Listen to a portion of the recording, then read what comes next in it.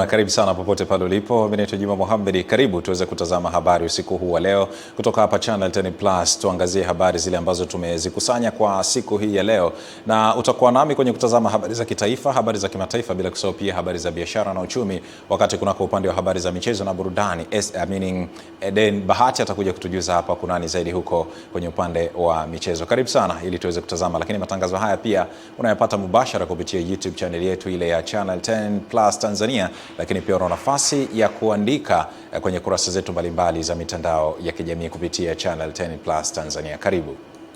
Idadi ya wanafamilia waliofariki mara baada ya nyumba yao kuteketea kwa moto uliosababishwa na mlipuko wa mafuta ya petroli yaliyokuwa yamehifadhiwa ndani ya nyumba hiyo kwenye kijiji cha Kwangwalu kilichopo wilayani Handeni mkoani Tanga imeongezeka na kufikia watu 4 mara baada ya mama wa familia hiyo kufariki dunia wakati akipatiwa matibabu kwenye hospitali ya rufaa ya mkoani Tanga. Taarifa zaidi na Ernest Mbezi inatujuza. Nimefanikiwa kufanya mazungumzo kwa njia ya simu na afisa mtendaji wa kata Kitumbi Bwana Hamisi Kipanga, na hapa anathibitisha taarifa za kifo cha mama huyo, huku vilio na simanzi zikiendelea kutanda kwa wakazi wa kitongoji cha Mwega kufuatia tukio hilo la kusikitisha. Katika wale majeruhi ambao walipelekwa jana kwa ajili ya matibabu katika hospitali ya rufaa mkoa wa Tanga Bombo, yule mama yetu Mwanahamisi Ramadhani, umri wa miaka 35, ametuaga dunia.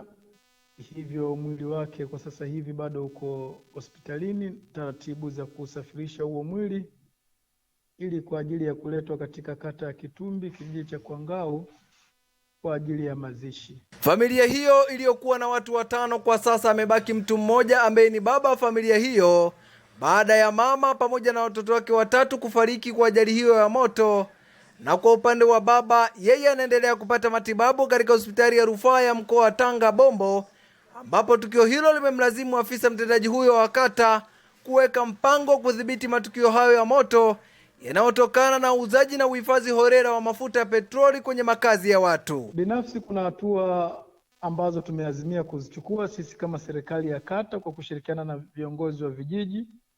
Kwa wale wote ambao watakuwa wanafanya biashara ndogo ndogo za mafuta, kwanza wanatakiwa wawe na vibali maalumu, lakini pili tutakagua maeneo yao ya kufanya hizo biashara, kuhakikisha kwamba wana sehemu maalumu ya kuhifadhia hayo mafuta ambayo yanakuwa ni tofauti na makazi ya watu. Mungu aendelee kuzilaza roho za marehemu mahali pema peponi, amin. Kutoka wilayani Handeni mkoani Tanga, mimi ni Ernest Mbezi, Channel 10.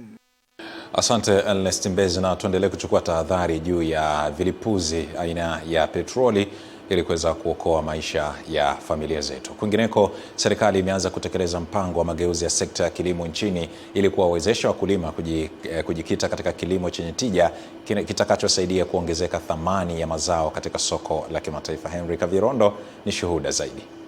Ni kikao kazi maalum cha kujenga uelewa wa kuendeleza na kukuza ushoroba wa kilimo kwa watendaji wa serikali, wakiwemo wakuu wa mikoa ya kanda ya Ziwa na Kati, makatibu tawala, wakuu wa wilaya na wakurugenzi wa halmashauri. Katika kikao hiki kilichotawaliwa na utani kidogo, huku kikiongozwa na ajenda nzito, mkurugenzi wa taasisi inayojihusisha na maendeleo ya kilimo nchini Agicot, Geoffrey Kirenga, anasema mpango huu ni uchumi. Pamba sehemu nyingine duniani wamefika kuzalisha tani 6 kwa hekta kwenye kilimo cha umwagiliaji. Sisi hapa tunakazana, akifika tani 2 tunaona bora. Lakini wale wanaozalisha tani 6 maji yanatokea hapa hapa kwenye Lake Victoria yanaenda kule kwao. Kwa upande wake, mkurugenzi kutoka ofisi ya mageuzi ya kilimo nchini ATO, Elizabeth Misokia, anaeleza umuhimu wa mpango huo iwapo utatekelezwa ipasavyo kwa maeneo yote ya wakulima. Shoroba za kilimo zinalenga kuunganisha wakulima na masoko kwa kupunguza gharama za uzalishaji. Baadhi ya viongozi waliopata fursa ya kushiriki katika mpango huo wanatoa mapendekezo ili kuchochea mageuzi ya kilimo ambacho wakulima watatumia teknolojia ya kisasa pamoja na kujikita kwenye mifumo ya masoko yenye faida. Kwenye matumizi ya tehama kwenye kilimo, hasa hizi digital agriculture, ili kwende sambamba na ulimwengu wa sasa unavyotaka. Kisiwa cha Ukerewe ambacho kimezungukwa na ziwa Victoria, lakini uzalishaji wake ni mdogo na tumezungukwa na maji na tuna mabonde ya kutosha katika sekta ya kilimo.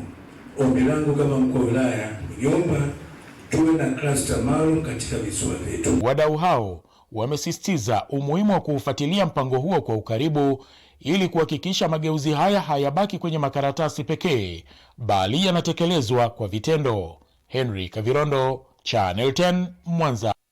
Kutoka Mwanza tuelekee nyanda za juu kusini mwa Tanzania. Wajumbe wa mkutano wa 9 wa Baraza la Biashara mkoa wa Njombe wamelitaka shirika la viwango Tanzania TBS kanda ya nyanda za juu kusini mwa Tanzania kuimarisha udhibiti wa ubora wa vifaa vya ujenzi vinavyoingizwa sokoni, wakisema hatua hiyo itasaidia kulinda usalama wa wananchi pamoja na mali zao. Taarifa zaidi na Michael Patrick kutoka Njombe. Wakizungumza katika mkutano huo, wajumbe wamesema bado kuna changamoto ya uwepo wa bidhaa zisizo na viwango sokoni, hali inayochangia ujenzi wa majengo yasiyo imara. Bati, mimi nimenunua bati nimewezeka mwezi wa 12. Ile ana ya juu ambayo ndio ina shine na inao prevent ile bati. Ile haya imeshatoka, yani natakiwa saizi nianze kupaka red oxide. Sasa hivi hapa nikiuliza kila aliyejenga nyumba, Mheshimiwa Mwenyekiti, kwenye eneo la flushing unit, hakuna nyumba ambayo tenki la kufresh maji ya chooni linadumu kwa mwaka mmoja. Katika mkutano huo ulioongozwa na mkuu wa mkoa wa Njombe Anthony Mtaka, pamoja na mambo mengine yaliyojadiliwa, amemtaka afisa biashara wa mkoa kuhakikisha kuna ufuatiliaji wa karibu wa uwepo wa ofisi ya TBS mkoani Njombe. Ni kumwandikia mkurugenzi wa TBS kumjulisha kwamba sasa mkoa wa Njombe unao kanda ya uwekezaji, na kutokana na hilo tulikuwa tunaomba tupate kanda pia ya TBS. Makao makuu ya mkoa hauna sehemu ya kupaki maroli. Na mnao kabisa kwamba maroli biashara kubwa yanapita na ana mahali pa kupaki, yanapaki tu ovyo ovyo. Kwa upande mwingine, meneja wa mamlaka ya mapato Tanzania TRA mkoa wa Njombe Specioza Ule amepongeza jitihada za wafanyabiashara kwa kushiriki kikamilifu katika ulipaji kodi. Tulianza kukusanya mwezi wa kwanza tarehe 7 mkoa wetu wa Njombe, kwa sababu sheria hiyo ilianza kutumika tarehe 1 mwezi wa kwanza, lakini kwa mwezi wa kwanza tumeweza kukusanya milioni 272. Baraza hili lina muhimu sana. Ni sehemu ambayo mnaweza mkakutana pamoja mkajadili kero zinazokutanisha sekta mbalimbali za wafanyabiashara. Mkuu wa mkoa hapa amesema magrupu mengi ya sisi watu wa Njombe huko hasa Ludewa kutoka asubuhi mpaka jioni tunajadili siasa, hatujadili maendeleo. Mimi nafikiri tubadilike, hebu tuingie sasa kwenye tufanye biashara. Wakati huo ndani ya mkutano huo, wajumbe hao wa baraza hilo pia waliweza kupatiwa mafunzo kuhusu dhana ya ulinzi wa taarifa binafsi kutoka kwa Tume ya Ulinzi wa Taarifa Binafsi PDPC. Kutoka mkoani Njombe, Michael Patrick, Channel 10. Asante Michael Patrick. Na huko nchini Iran imetangaza kufungwa kwa muda mlango wa bahari wa Hormuz kwa ajili ya kuendeleza luteka ya kijeshi yenye nia ya kuonyesha uwezo wa jamhuri hiyo ya Kiislamu. Tuungane na msimulizi wetu Lulu Ali. Hatua hiyo imechukuliwa huku wapatanishi wa Tehran wakiwa wamekamilisha mazungumzo yasiyo moja kwa moja na Marekani kuhusu mpango wa nyuklia wa Iran huko mjini Geneva, Uswizi. Tangu Marekani kuanzisha vitisho vya kuishambulia Iran, hii ni mara ya kwanza kwa Tehran kutangaza kufungwa kwa mlango bahari wa Hormuz, ambayo ni njia muhimu ya kimataifa inayotumiwa kusafirisha 20% ya mafuta yanayotumiwa kote duniani. Wakati Marekani ikiongeza uwepo wa vikosi vyake vya kijeshi katika eneo la Mashariki ya Kati, kiongozi mkuu wa Iran Ayatollah Ali Khamenei ameonya kwamba hata jeshi lenye nguvu zaidi duniani linaweza wakati mwingine kupata pigo kubwa kiasi cha kushindwa kusimama tena. Lulu Ali, Channel 10+. Lulu Ali kutoka huko Tehran nchini Iran akitusimulia habari hiyo. Kwingineko, wananchi wa kata ya Mwamapalala wilayani Itilima mkoani Simiyu wameshukuru serikali ya Rais Dr. Samia Suluhu Hassan kwa kutoa kiasi cha shilingi milioni 250 kwa ajili ya ujenzi wa kituo cha afya cha kata hiyo, jambo ambalo litasaidia kupata matibabu kwa ukaribu na kuondokana na changamoto ya kutumia gharama kubwa kupata matibabu kwenye hospitali binafsi. Taarifa zaidi na Aidan Mhando kutoka Simiyu. Wananchi wa kata hiyo wakizungumza mbele ya viongozi wa serikali na Chama cha Mapinduzi CCM wilaya ya Itilima, wanasema kupatikana kwa kituo hicho cha afya katika kata yao kutawapunguzia changamoto ya kutumia gharama kubwa kupata matibabu kwenye hospitali binafsi, kwani kata hiyo haikuwahi kuwa na kituo cha afya. Kwa sasa tumefurahi sana kupata hospitali hii, kituo cha afya. Kiko karibu na tumenufaika, tutakuwa tunapata matibabu kwa uharaka. Na kweli katika hii serikali ya awamu ya 6 chini ya Mama Dr. Samia Suluhu Hassan imekuwa sikivu, imetusikiliza na imetuletea pesa milioni 250. Mpaka sasa jengo unavyoliona hapo linaelekea kukamilika ili huduma ziendelee. Kata ya Mapalala na kupokea kiasi cha fedha Tanzanian shillings milioni 250 kutoka serikali kuu, ikiwa ni kwa ajili ya ujenzi wa kituo cha afya, ujenzi wa jengo la OPD. Viongozi wa Chama cha Mapinduzi CCM wilaya ya Itilima wanapongeza ujenzi huo, huku wakiagiza kuzingatiwa kwa manunuzi ya vifaa vya ujenzi kulingana na mahitaji. Leo hii ujenzi huu unaoendelea hapa unakwenda kutatua changamoto kubwa ya wananchi kupata huduma ya afya. Kwa hiyo tuna kila sababu kumpongeza rais wetu. Katoka kwenye uchaguzi mwezi wa 10, lakini ndani ya hii miezi michache mnaona mambo yanavyoendelea. Injinia katika tathmini yake alikosea tu kurundika makokoto mengi, na haya sasa tuseme ni kama neema, kama kuna mpango mwingine wa kuleta jengo la maabara. Kutoka Itilima mkoani Simiyu, Aidan Mhando, Channel 10.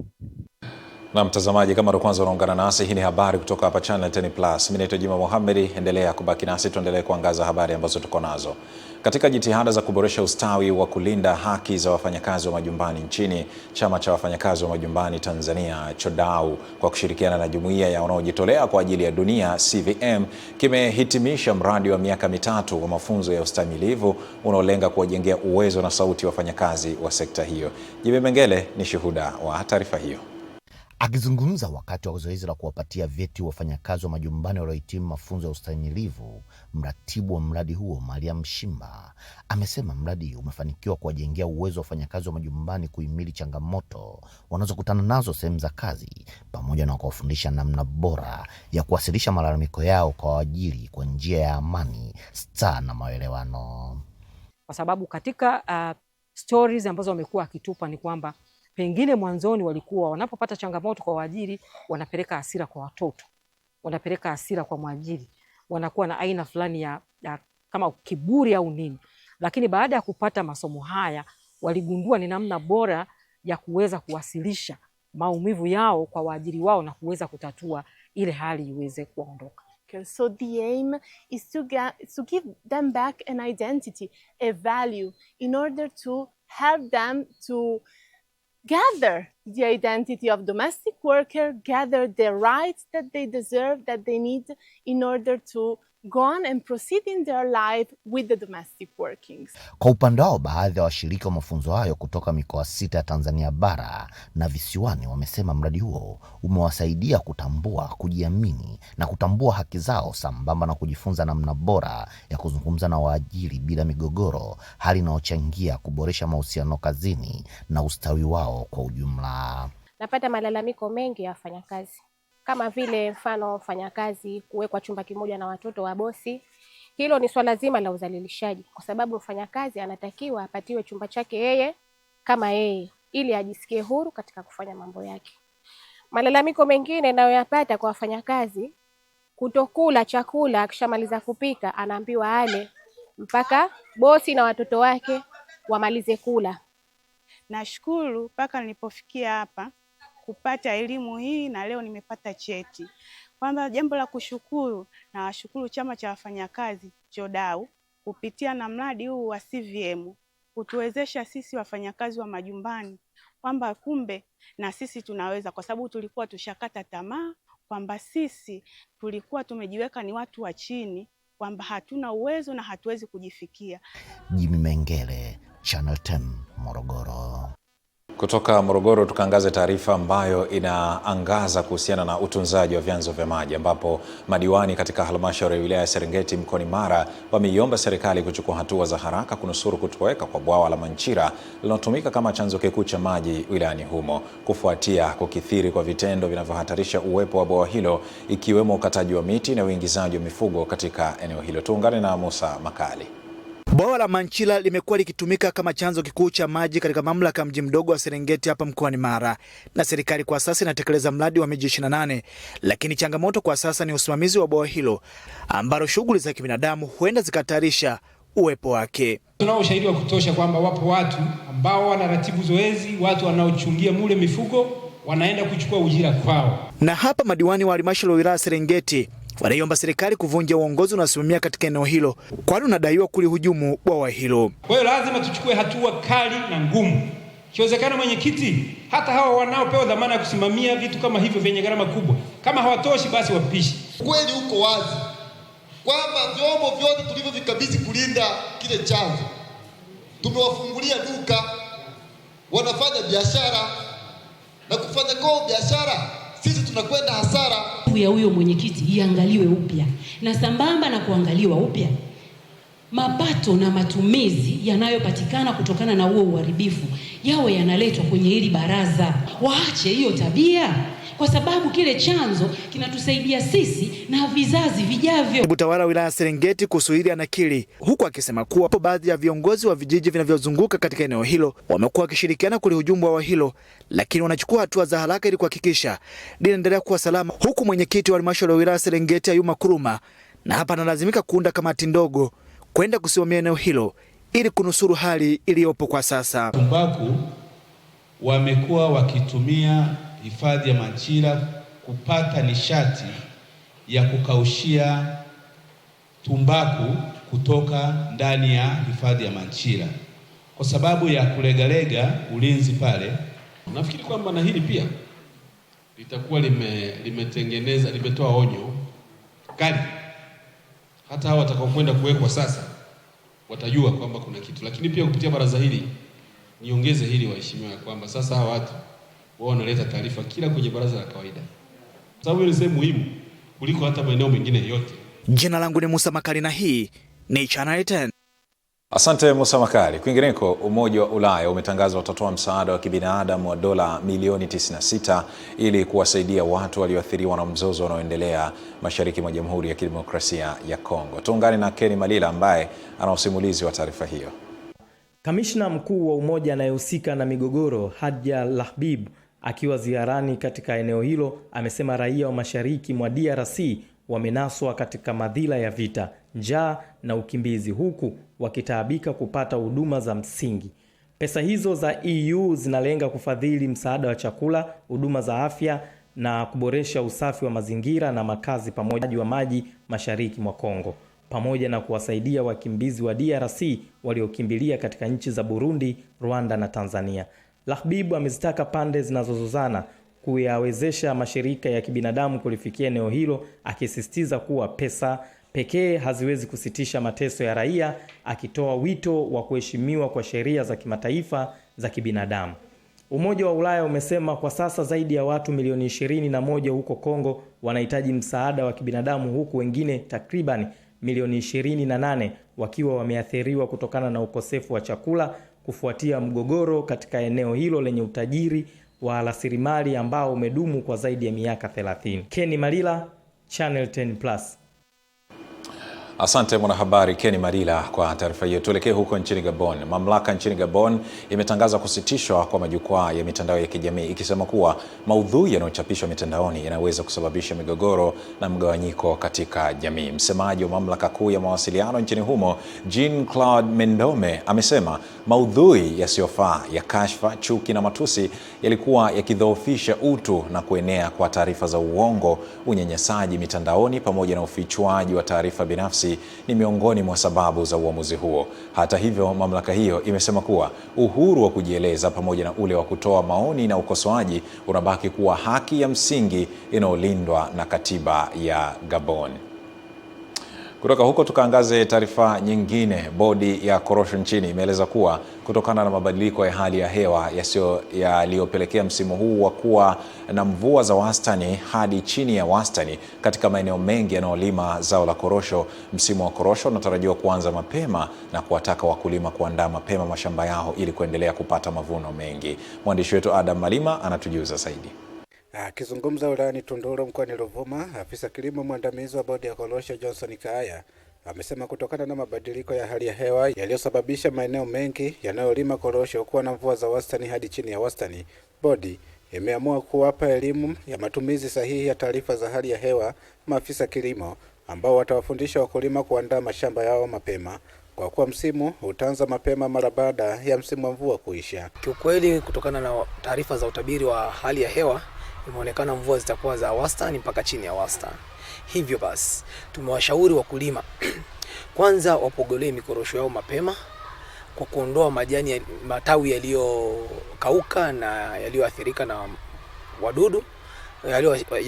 na wadudu na magonjwa, lakini pia tumewashauri wakulima watibulie mashamba yao ili hata hizi mvua kidogo zinazonyesha ziweze kuingia mpaka kwenye mizizi ya mti. Katika wilaya Tunduru, mamlaka ya hali ya hewa endeleza kuwa mvua za wastani hadi chini ya wastani zitaisha wiki ya 4 ya mwezi Aprili hadi wiki ya kwanza ya mwezi Mei, ambapo maafisa kilimo kila kata wanaweka mikakati ya kueleza wakulima athari za mabadiliko hayo na jinsi ya kuzitumia mvua hizo. Mvua hizi ambazo zinaendelea kunyesha katika wilaya ya Tunduru tunategemea zitaisha wiki ya 4 ya mwezi wa 4 hadi wiki ya kwanza ya mwezi wa 5.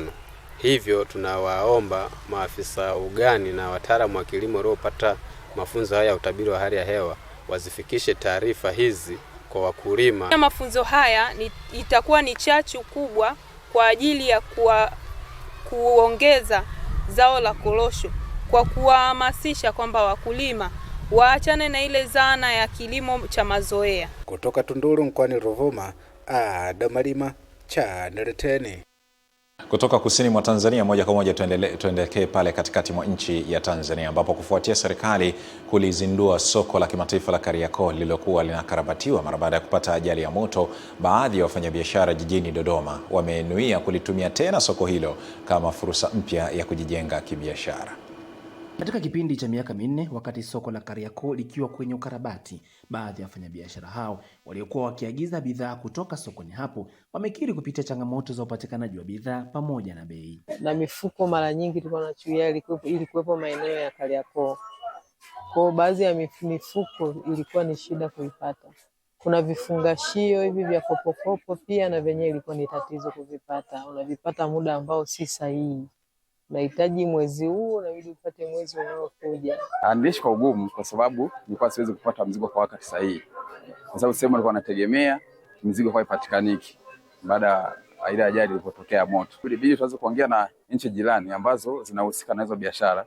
Tukafanya mawasiliano tukawa tunapata, lakini tulikuwa tupati kwa wepesi kama ilivyokuwa kawaida kuchukulia Kariakoo. Kuzinduliwa kwa soko la Kariakoo kunaleta tumaini jipya kwa wafanyabiashara hawa na kurejesha nguvu ya uwekezaji zaidi. Kwa hiyo kama soko la Kariakoo limeshaanza kazi, nafikiri bei zitakuwa rafiki kwa sisi wafanyabiashara tuliokuwa mikoani. Nafurahi kwanza, pia nimeiona kwenye taarifa habari inaonyeshwa, imenivutia pia, natamani hata wiki ijayo nikajionee mwenyewe kwa macho yangu.